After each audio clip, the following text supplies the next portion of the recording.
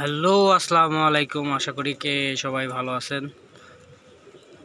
তো যে ভিডিওটা দেখতেছেন কবুতরের, এখন খাওয়া দাওয়ার পরে কবুতরগুলা দেখেন নিঃসন্দেহে ঘোরাফেরা করতেছে এবং আমি এখানে বসে আছি। আমার কাছে এসে চলাফেরা করার চেষ্টা করতেছে কবুতরগুলা। দেখেন এই যে একটা সুন্দর দৃশ্য, এটাই সব থেকে ভালো লাগে। পোষা প্রাণী যখন তার মালিকের কাছে আসে বা অন্যান্য লোকজনের কাছে যায়, এই জিনিসটা যে কত পাওয়ার, যারা পোষে কবুতর তারা এটা ভালো বলতে পারবেন। এবং আগেকার যুগে এই কবুতর নিয়ে প্রাচীনকালের অনেক সুন্দর সুন্দর গল্প আছে। তো আপনারা এটা জানেন, তারপরেও আমার বলার কিছু নেই। তারপরেও বলতে চাই যে একটা ঘটনা আমি আপনাদের কাছে শেয়ার করতে চাই। সেটা হচ্ছে যে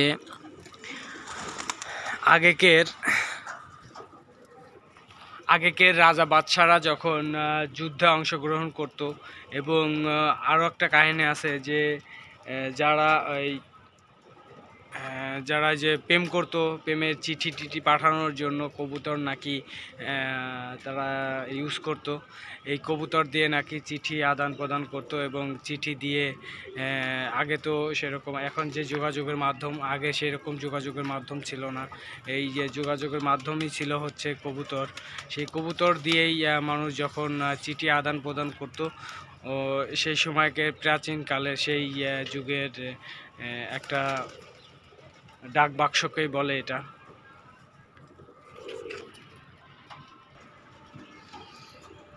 তো প্রাচীন যুগের ডাক বাক্স এটাই ছিল। এই কবুতরই মানুষের ডাক বাক্স ছিল।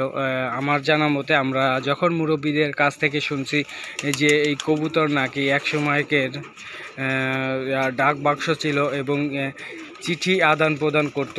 এরা অনেক অনেক দূর যেতে পারে এবং সেরকম ওদের ট্রেনিং দিলে পরে অনেক দূর যেতে পারে।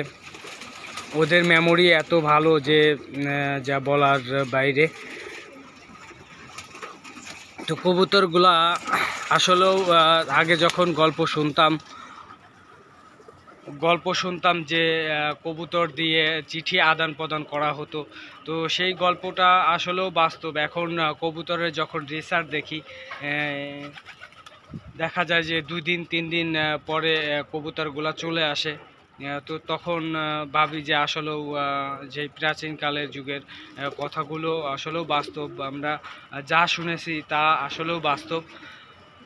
সেটা আসলেও অনেক সুন্দর একটা জিনিস। যখন রেস করেন দেখা যায় যে কুমিল্লা থেকে ঢাকা আসবে, আবার দেখা যায় যে কুষ্টিয়া থেকে ঢাকা আসবে। যে কবুতরগুলা রেস হয়, এই এই কবুতরগুলা যখন আসে, অবশ্যই আগেকের যুগে সেই একই সিস্টেম ছিল যে এখান থেকে আপনার ধরেন ঢাকা থেকে কুষ্টিয়াতে পাঠাবেন একটা চিঠি। তো এরকম যদি শিকারি করতো, তো আসলেও কবুতর দিয়ে এরকম কোনো কিছু হয়। তো আসলেও গল্পগুলো এখন বাস্তব লাগে। আগে যখন ছোটোবেলায় শুনেছি গল্পগুলো, তো অনেক ভালো লাগতো গল্পগুলো শুনে। তো আপনারা আমার এই ভিডিওটা কীরকম লাগতেছে, যদি ভালো লেগে থাকে তাহলে পেজটা ফলো দিবেন এবং ভিডিওটা শেয়ার করে দিবেন। দেখেন ডাক বাক্স, প্রাচীন যুগের ডাক বাক্স, যেটাকে চিঠি আদান প্রদানকারীকে বলে।